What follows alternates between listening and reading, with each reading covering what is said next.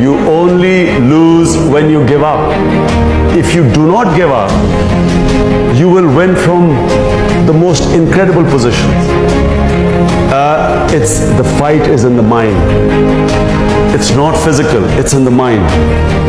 As long as the mind refuses to accept defeat, each setback will give you an opportunity to analyze yourself. Where did I go wrong? It's an opportunity. Remember, crisis is an opportunity to evaluate yourself. Where did I go wrong? Correct that, pick yourself up, you again move on, and you will find that you will get stronger. Each time you pick yourself up, you come back stronger. This is what the human being is. The Almighty made us Ashraful Makhluqat. We are His greatest creation. But only, as Iqbal said, to become the Shaheen, you have to break the chains. शायद ही किसी बरतानिया ने किसी पाकिस्तानी को ऐसा अपनाया हो जैसे उन्होंने मुझे अपनाया था। बाहर रहा भी प्रोफेशनल क्रिकेट खेलता था और मार्गरेट थैचर ने मुझे एक दफा कहा कि इमरान, इसको बरतानियों को अपना घर समझो। लेकिन मैं जो मर्जी कर लेता, मैं इमरान खान पाकिस्तानी था, मैं अंग्रेज नहीं बन सकता था।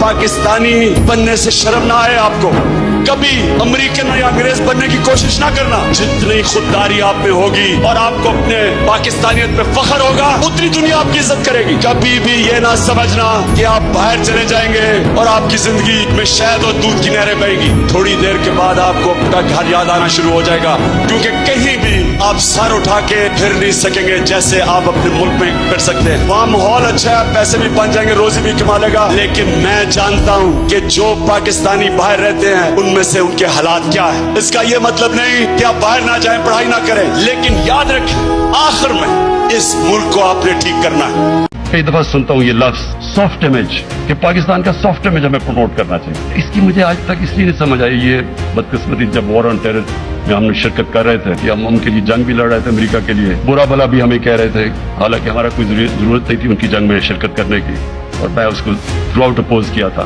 जब पाकिस्तान के ऊपर उन्होंने कहा कि द मोस्ट डेंजरस प्लेस और यहाँ फंडामेंटलिस्ट है और यहाँ एक्सट्रीमिस्ट है, तो हमारे अंदर एक डिफेंसिव चीज निकली कि जी पाकिस्तान का सॉफ्ट इमेज अगर हम प्रमोट करेंगे तो दुनिया कहेगी ये बड़ा जबरदस्त मुल्क है। ये कोई चीज नहीं होती सॉफ्ट इमेज। ये एक एहसास है कमतरी से आप ये इस चीज के ऊपर लग जाते हैं। और वो जो कॉइन किया था फ्रेज उस वक्त, enlightened moderation, soft image produce करने के लिए, क्योंकि मैं तो उससे गुजरा हुआ हूँ। मुझे तो तालिबान खान कहते थे उन दिनों में। तो ये एनलाइटेंड मॉडरेशन क्या चीज थी? वो लोगों ने इसको ऐसे परसीव किया कि एनलाइटेंड मॉडरेशन का मतलब कि मैं अंग्रेजी बोलनी शुरू कर दूं और मैं सूट पहन लूं और अंग्रेजी कपड़े पहन लूं, तो ये हम यानी कि हम आप ही की तरह हैं, ये हमारा सॉफ्ट इमेज है। ये सॉफ्ट इमेज नहीं है आपका। हमारी जो सॉफ्ट इमेज होता है वो खुददारी से आता है। दुनिया उसकी इज्जत करती है जो पहले अपनी इज्जत करता है। जिसमें एहसास है कमतरी, जिसमें सेल्फ एस्टीम नहीं है, वो दुनिया को कॉपी कर रहा होता है, क्योंकि उसमें इत्मीनान नहीं है, सेल्फ बिलीफ नहीं है, अपने से शर्म आती है, दुनिया उसकी इज्जत नहीं करती। अगर हमने अपना सॉफ्ट इमेज